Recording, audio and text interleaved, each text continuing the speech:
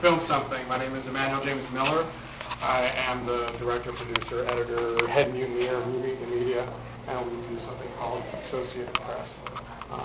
So we're going to talk today a little bit about getting out there and filming. There's two different ways that we can go with this stuff, and depending on how you guys want to structure it, I can flip either way.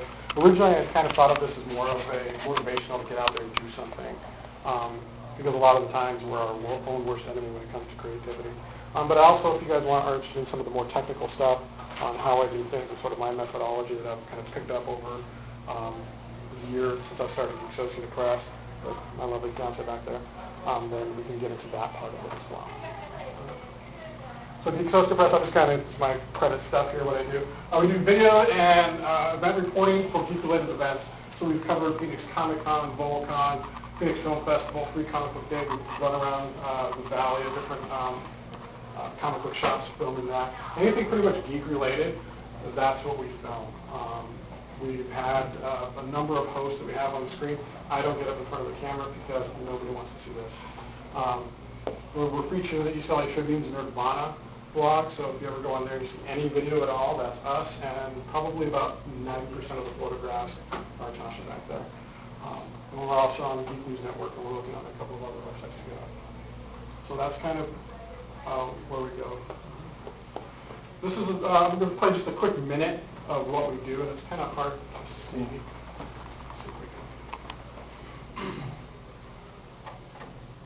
Pretty much just show like 1 minute of kind of a little bit of what we do. It might be a little bit hard to hear because it's back there, but.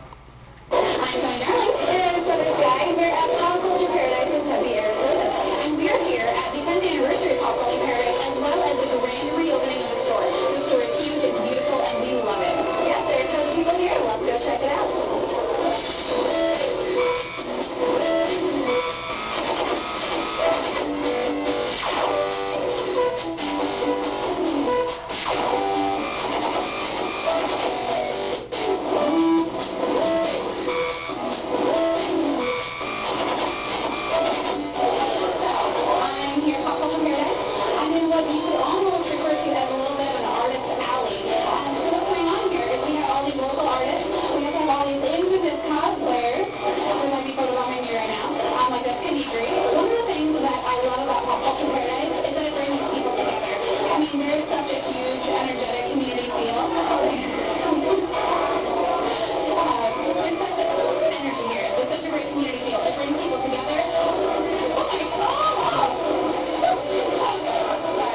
A little bit of what we do, just to kind of give you an idea.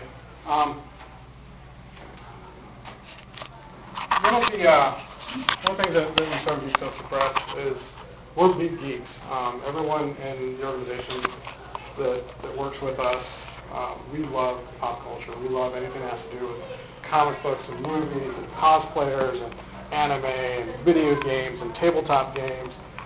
If it's a geeky, nerdy thing, somebody in our group is into it, and we all love it.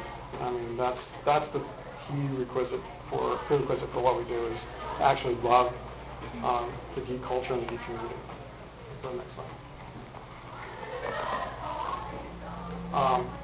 So I'm going to play another quick clip before we start to get into the talk to sort of go all the way back to where we began. I was working on a documentary for Downtown Mesa last year, and there was this really amazing thing going on, and we're going to talk a little bit about the community of the geek culture and really about being a part of whatever it is that you choose to go out and film. It's important to be a part of it. Everything that we've done today, we're featured in different things, and like I got asked to come speak here, and all things. It's kind of a big deal for basically just a group of people that really like nerdy stuff. So I'll play this real quick. This is the longest clip. This is actually a 2-minute trailer that I cut. We'll talk about the cut, and we'll talk about what's going on in it, too. Okay.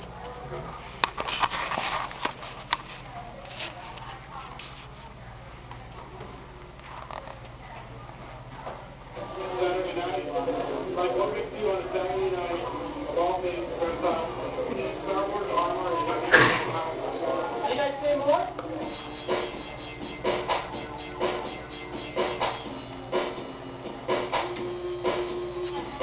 Obviously, what's better way for your birthday than to come to people party?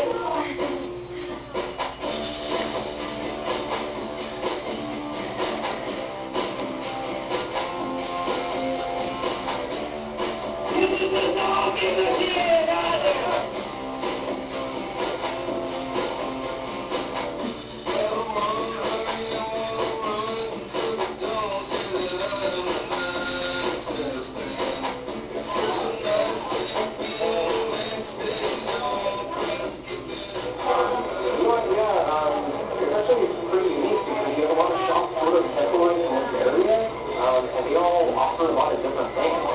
Some have a lot more original artwork, some have a lot more like current day comics. You kind of know where to go for what. I gotta think of bigger change in like the community spaces, and I think anywhere else, and I don't know why. There really isn't any other place that is quite like downtown Mesa. We didn't really believe that downtown Mesa would be for us either. We're just like, oh, we'll go check out this one second Friday, and worst case, it was only half an hour drive. But the environment down here is just so cool, and the people are so relaxed and so welcoming that it's, you know, it's enjoyable to come down and have great conversations with people and not feel so, because it feels empty down here. It doesn't feel good. Walking around downtown, looking for something to do. The antique store was open, but nothing else was open. This shop, Nevermore, was my last stop, and it was open then. It just started raining like really hard, so I ran in here and was blown away by what they had in the shop. All sorts of steampunk, comic book themed stuff. Bob was super nice to talk to right away, and kind of gave me the skinny on other stuff going on Main Street in downtown Mesa, so it was indicative then of how there are these little beacons of hope for pop culture in what would otherwise be like a perpetual lazy Sunday afternoon in the like second biggest city in Arizona, right?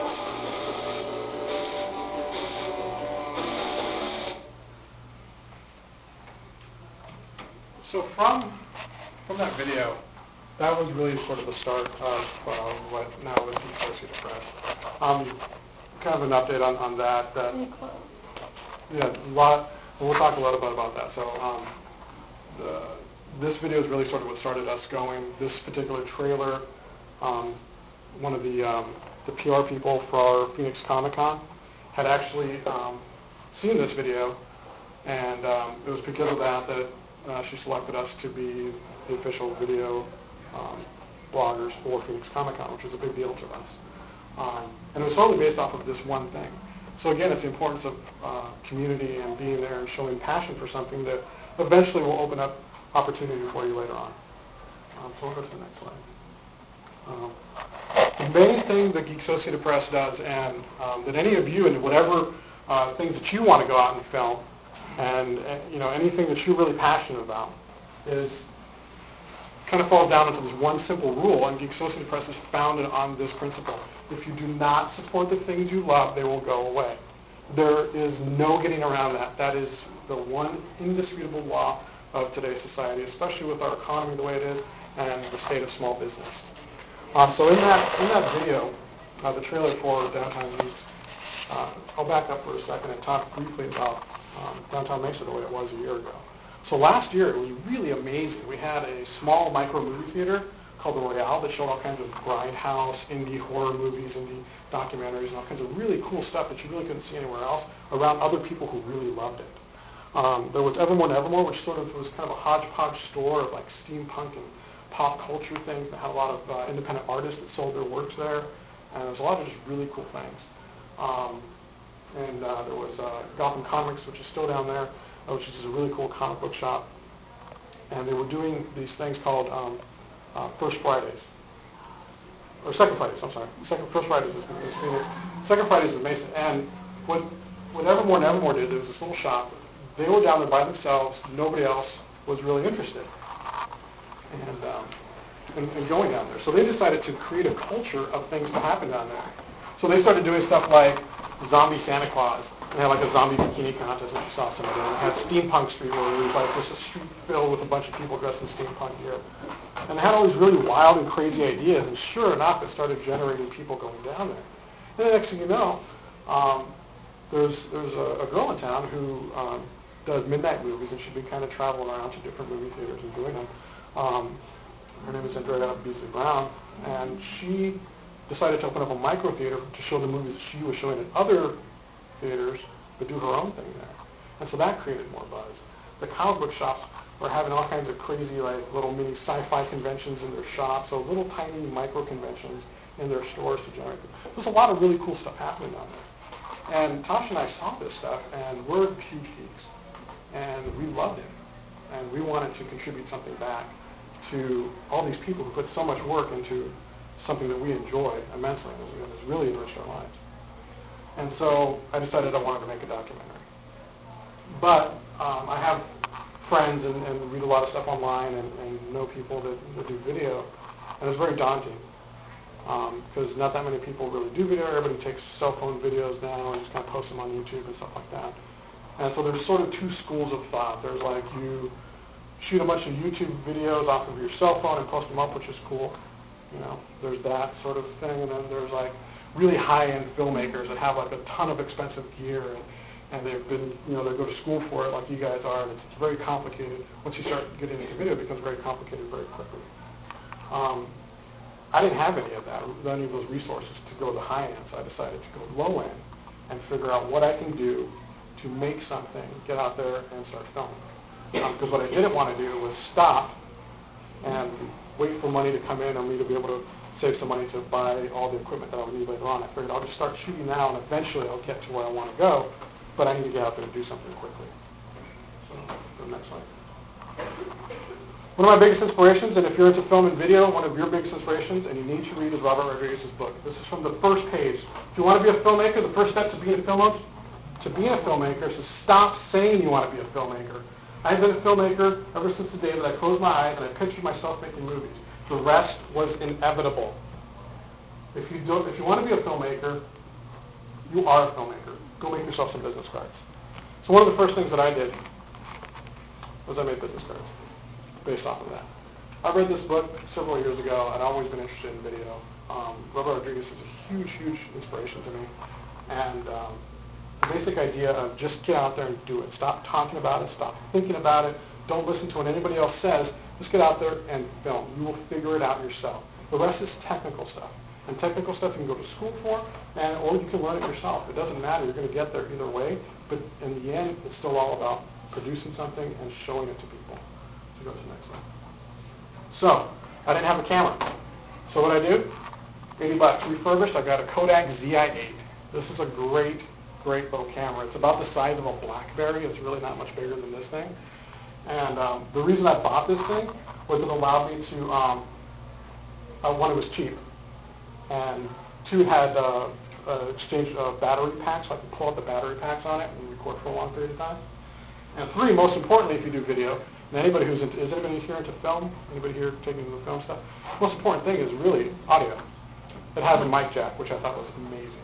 So I got an $80 cheap camera. I bought a $30 lavalier mic. And what did a light set cost? It was like $80 or $90. I bought the cheapest light set that I could find, and I still use it. It works fantastic for what we do. And I went out there and started filming stuff. So the Downtown Geeks thing, I look at it now and I shudder at how horrible it looks from a technical standpoint. There's a lot of things really wrong with it.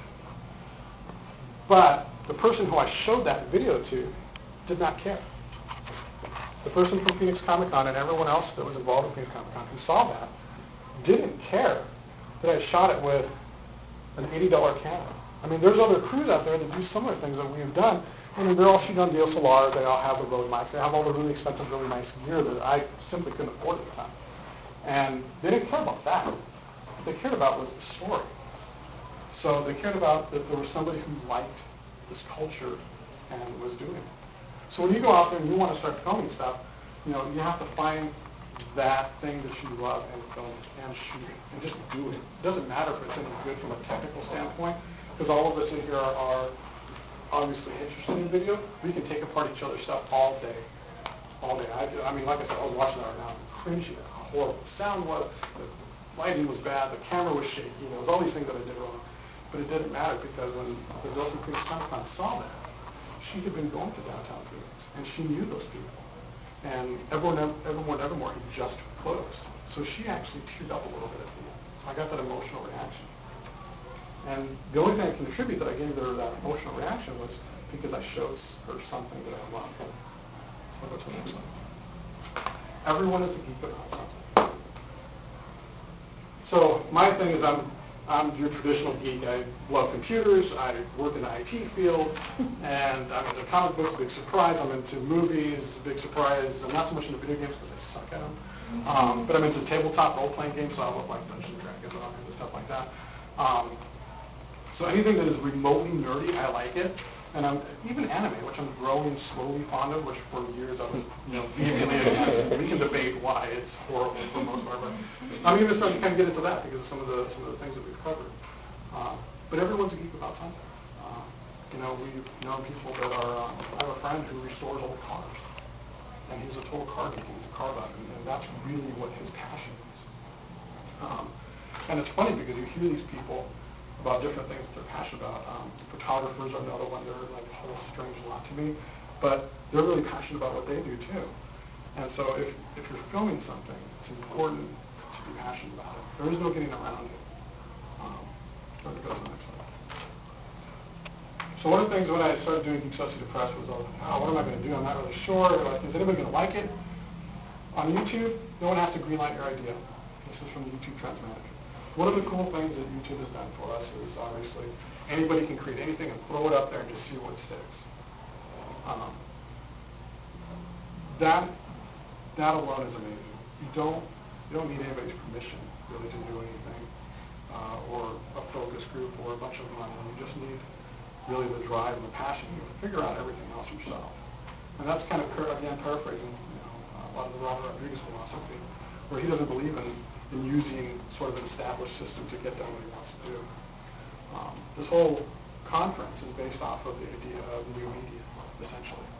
That was a term that was kicked around a lot before, and I haven't heard it so much now, but really, new media was a term that all started. Even like some people know the term blogging, which is a really old term which nobody really uses anymore, but that was like a thing. There's this whole thing of new media, and this is what we do. And the biggest part of it is just to get out there and do it consistently. Because otherwise, it just falls by the wayside, and that's what happens with a lot of projects. That's why it's important to have passion about these things. Next slide. At any time, if anybody has any questions, stop me because I talk over. This is something, so as you see, I have a couple of hosts for Geeksociated Press.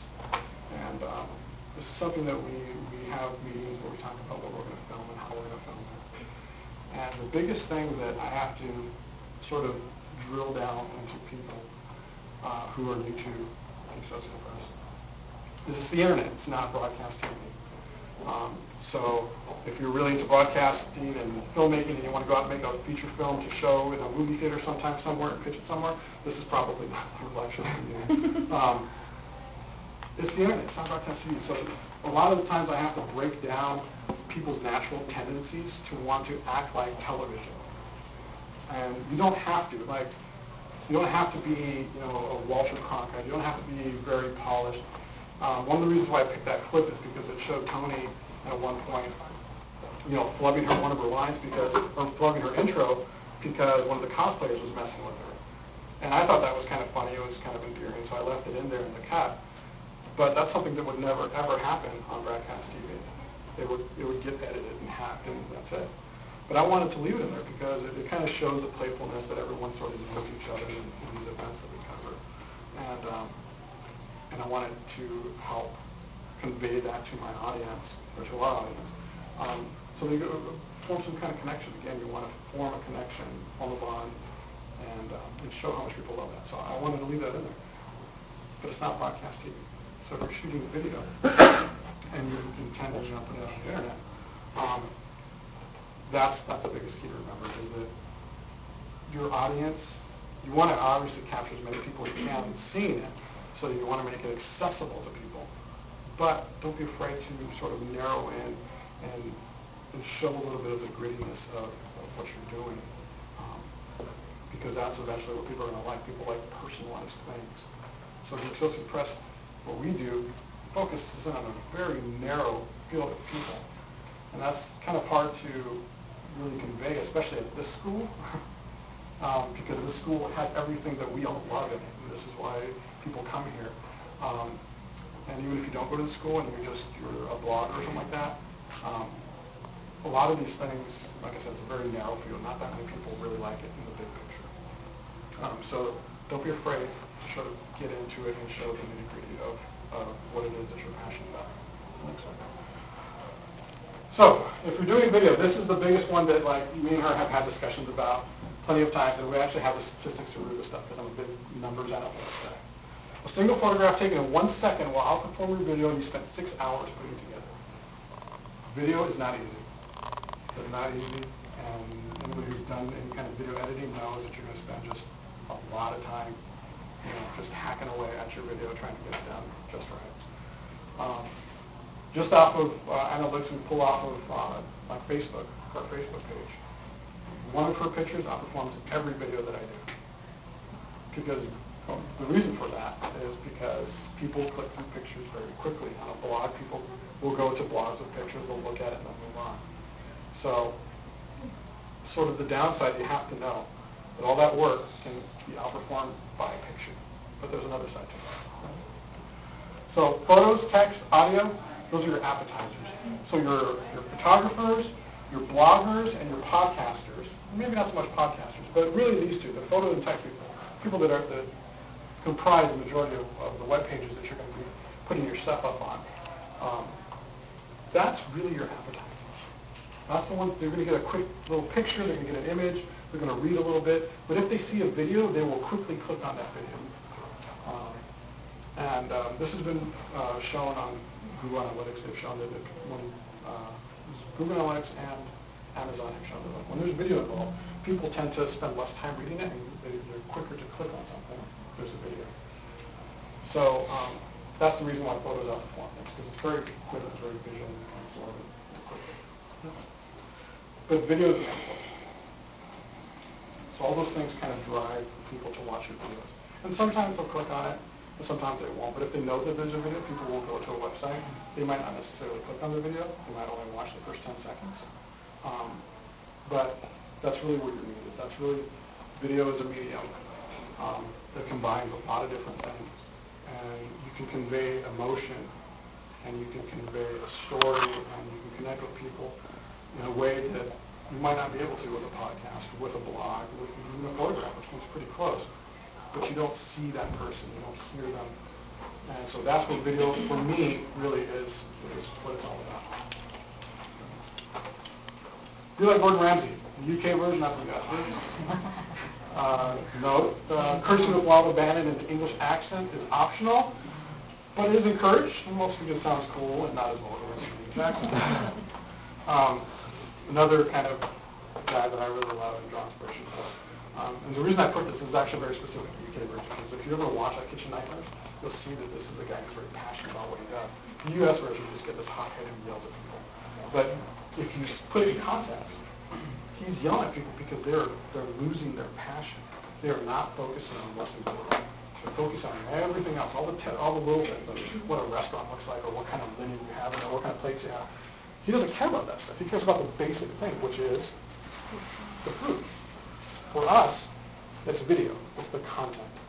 And that content only can show your passion if you are passionate about it. The times that I've gone out and I filmed something, I'm just not up to it. I go back later when I'm in my editing suite, and it sucks.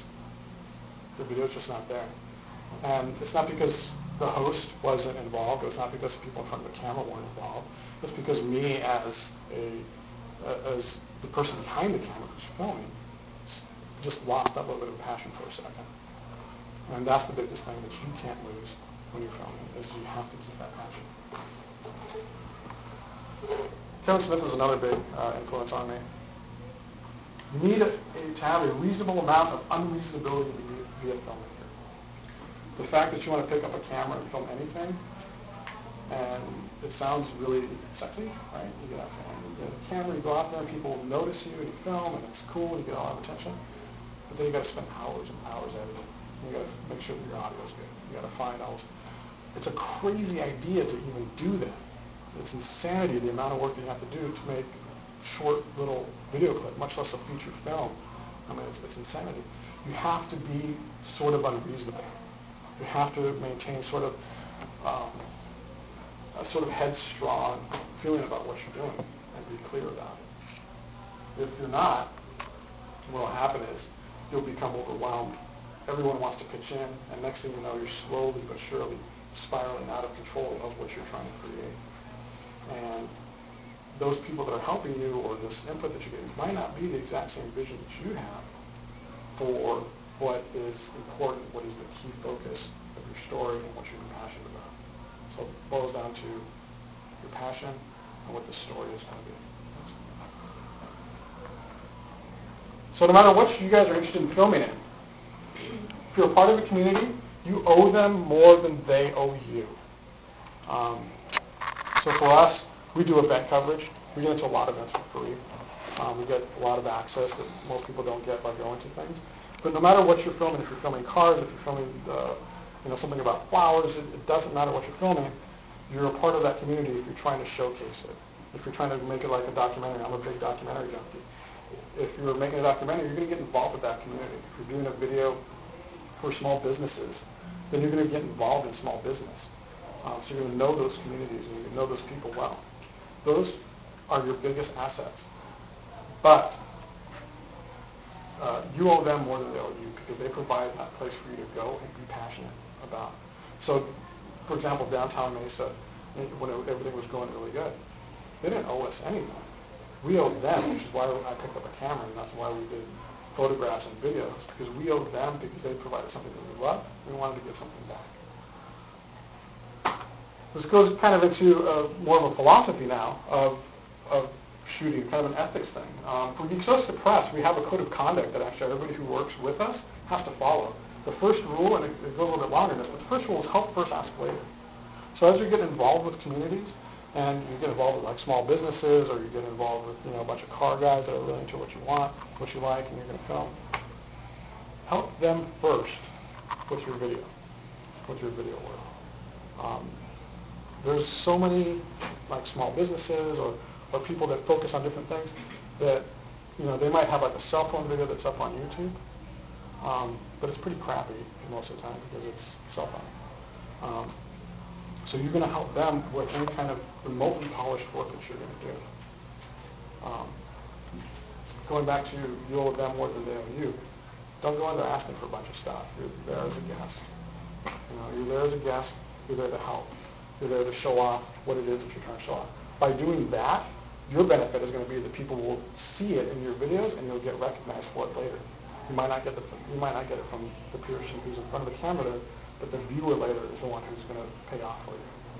And if you go in there with the mentality of how can I use this to my advantage, you're not going to get very far. You're going to come off as fake, or people see right through that real quick, and you can't do that. Offer something unique using stolen ideas. That whole bit about, what is it, good artists steal, great artists, or good artists copy, good artists steal, something like that. That totally applies.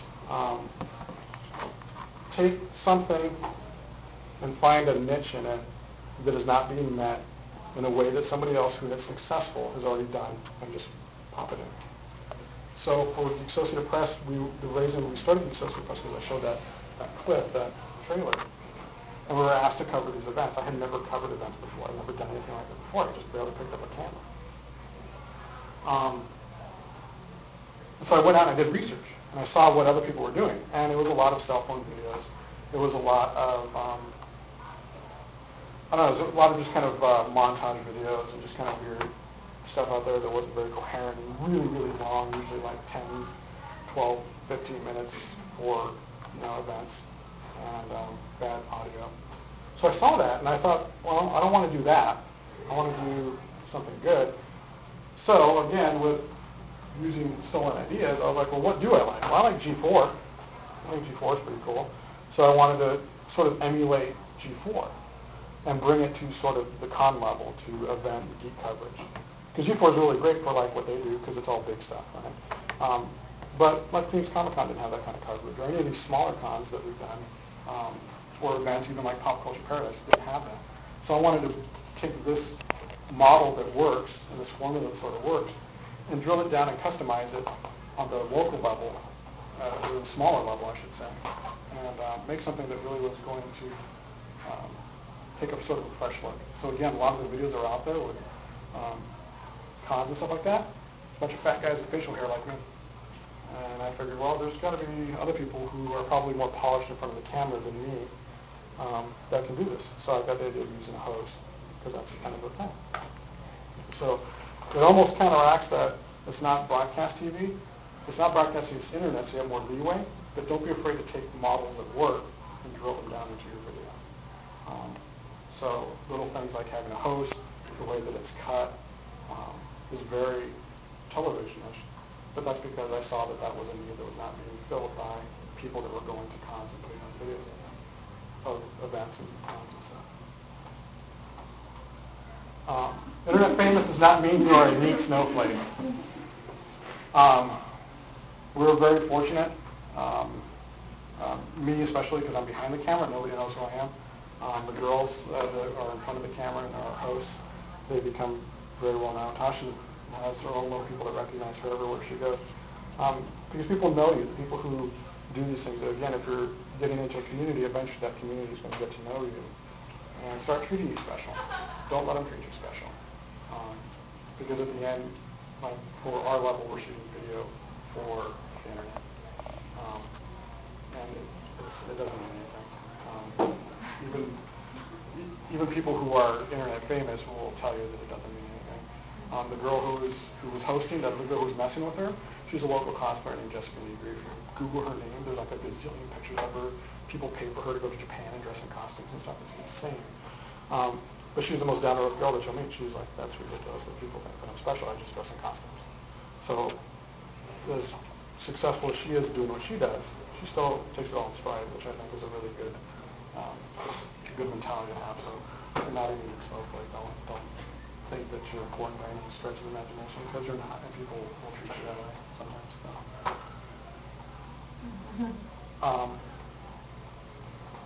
If we're all doing video, I think even if you have a little bit of experience in video, you recognize the incredible power that you have in that editing. Not so much for the technical aspects of the editing suite that you're using, but more for what you can put together, what narrative you can stitch together using the footage that you have. If you're in a community, and this is just kind of just a general thing, try and focus on the positive things that you're shooting. If somebody's having a bad day when you're filming them, don't put them all derpy-faced online or in your video, even though that may be the only thing you have. Work around it. Focus on the positive stuff, edit out the negative stuff. Nobody needs to see it. And there's enough of that stuff. I mean, I've seen plenty of YouTube videos of people just cussing people out, and that's not cool. If you work in video, you will make something out of nothing. There will be days, and this actually is true for photographers sometimes as well. You're going to have to put together a narrative, a story, sometimes out of nothing. You might have not gotten all the shots that ideally in your head you wanted to get. You're managing chaos anytime you step in front of the camera and you're out in an event. Now, if you're filming video, say, for like a company, you're doing a promo or something like that for a small business, that's a little bit different. But even then, you're still sort of managing chaos. You're trying to get around the fact that these people are having their business that they're running, and you're trying to help them out. But sometimes they don't see what you see as a creator. So just know that you're going to have mass amounts of video, and you're going to have no clue really what to do with it if you miss those particular shots that you were holding on to very tightly. Again, it's different if you're doing something that's scripted, because scripted is scripted. There's a lot of production value that goes into things, but just get used to the idea of making something out of nothing. And as long as you stay positive and make something out of nothing, it'll come out good. Even the stuff that you don't think is that great, people will still enjoy it. Shoot effing B-roll. If you're in video, shoot effing B-roll. This is really more for me than for you guys, but I'm horrible at shooting B-roll. I always forget because I get so wrapped up in the moment if I'm covering something and shooting B-roll. It's hard for me to remember to do it, and I have to constantly remind myself. But it is something that I noticed when I would sit down and watch other people's videos. The ones that I liked had B-roll. So I started hey, they use B-roll, I should use B-roll too. So shoot effing B-roll. Obvious question is obvious. If you're doing any kind of like podcasting or blogging or interviewing, don't ask the obvious questions. What inspires you? Where did your brand name come from? Those things are really kind of go against the whole previous slide where I said putting something out there that's unique.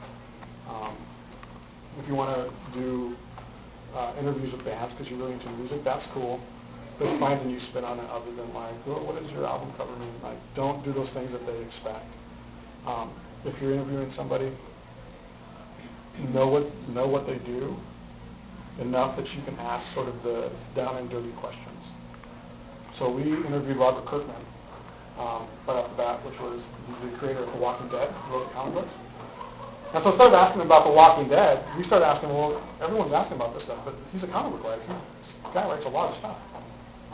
So we started asking about his other books. We asked about his writing process, what it was like for him to work every day. And he opened up to us and really started talking about this because there wasn't the usual barrage of questions that people constantly ask, musicians or creators, anybody that should be remotely interested in interviewing. Because we knew, because we're comic book lovers, we know that he does stuff other than Walking Dead. And as a matter of fact, Walking Dead, if you've read it or seen a TV show, it's a very gory TV show, and the comic book is even worse. It's really bad.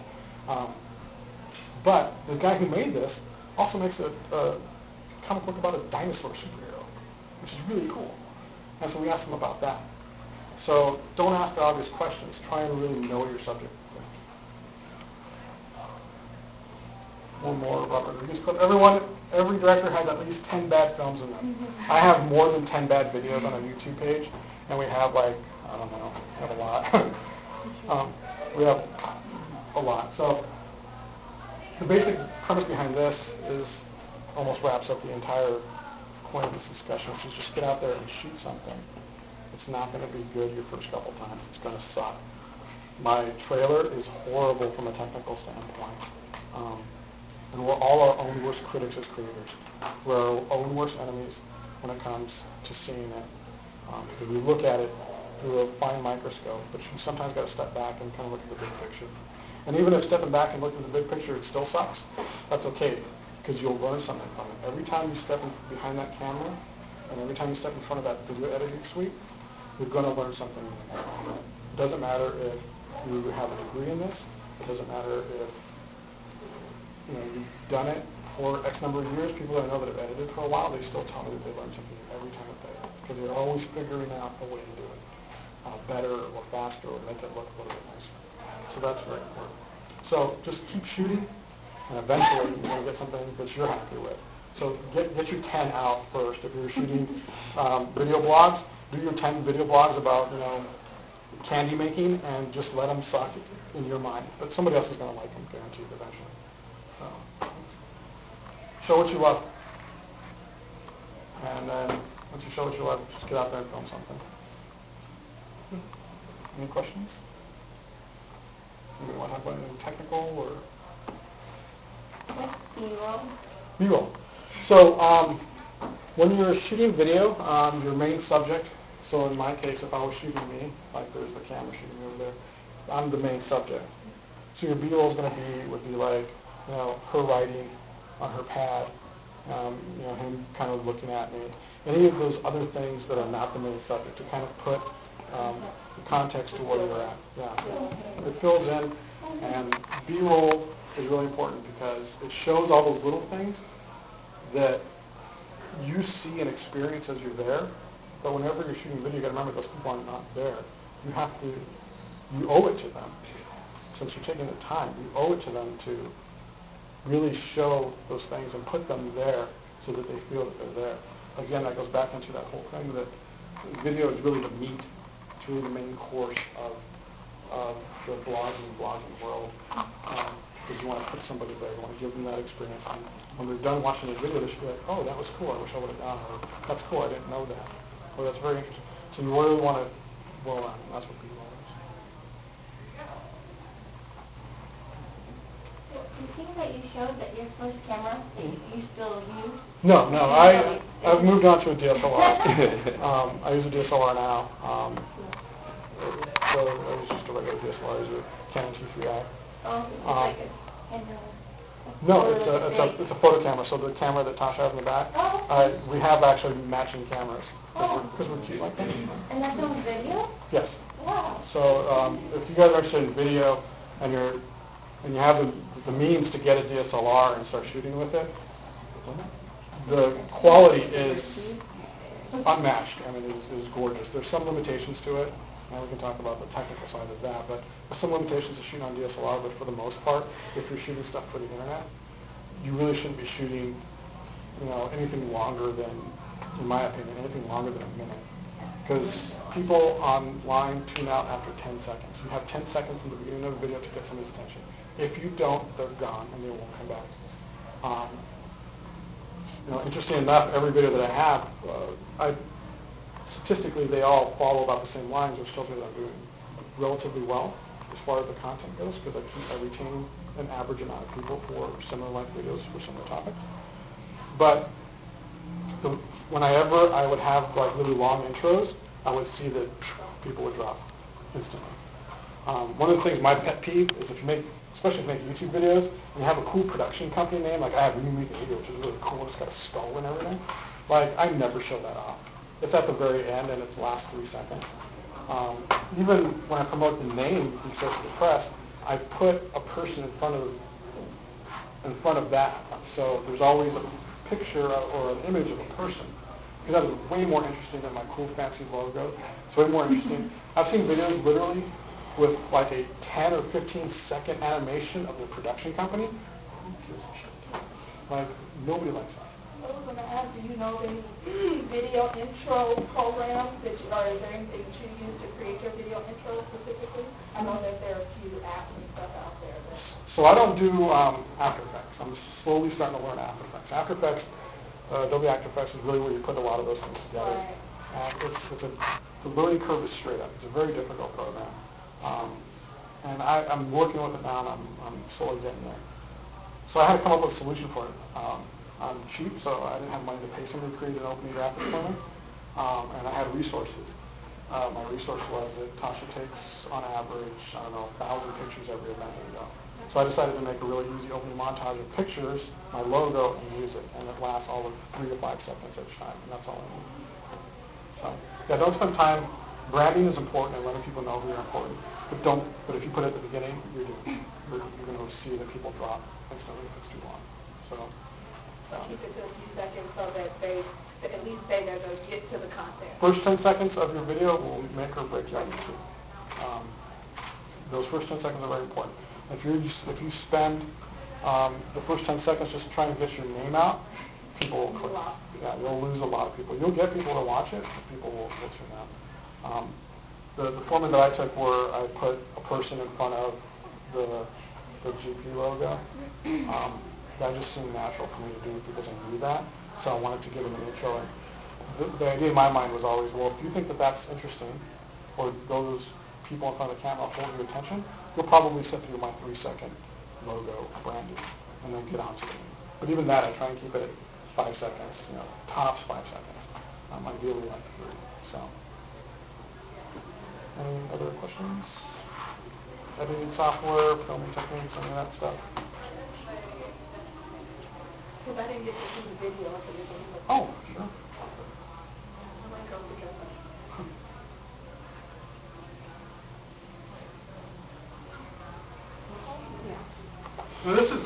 Now this one I shoot, and we'll talk a little technical about this stuff. The equipment that I use now, I got really lucky. So again, the points of community. If you notice, and I'll kind of talk in the dark. If you notice, we're using the Sennheiser for the audio video. We're using the Sennheiser wireless mic. This is probably one of my most prized possessions. One, because it's, for me, very expensive. But more importantly than the money, because I don't really care about the money so much, because eventually I figured I'd buy the gear that I need. I didn't buy this. This was a donation to us by somebody that we agreed to work with. So there was a local gaming convention called Volcon, and the tabletop role-playing convention. Again, I'm a big geek. So when I found out that they were putting this first-year convention on, I said, hey, can I schlock your convention and try and get it off the ground? And I said, well, sure. I said, the only thing I'm going to ask of you is just give me the title official, and so that helps me get other people to agree to get me, to get into events and stuff like that. Because I had thrown around that I was the official video guy for Comic-Con. I was the only one who had that title. So he agreed. That sounds impressive when you said you're the official video photographer or videographer for Phoenix Comic-Con. So he was like, yeah, that's cool. So me and Tony, we did a bunch of stuff for Phoenix Volcon. There's tons of video on our YouTube page about it.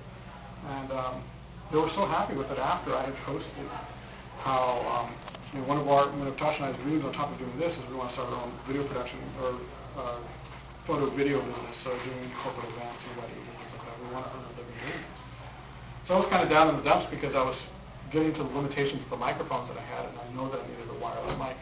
And I just random emo moment that I'm prone to every once in a while, I start posting like, oh, this sucks, I can't afford anything. And these guys from Phoenix Volcon decided, they said, hey, let's help you out. You guys helped us out, so we're going to help you out. And they gave us, they bought us the wireless mic system, which is amazing. If you want to select the first minute of it. Do you guys want to watch this? Yeah, this one's actually 5, but you can kind of see it. Other guy, we're at Pop Culture Paradise in Tempe, Arizona, and we're here at the 10th anniversary of Pop Culture Paradise, as well as the grand reopening of the store. The store is huge and beautiful, and we love it. It's over by ASU, or you can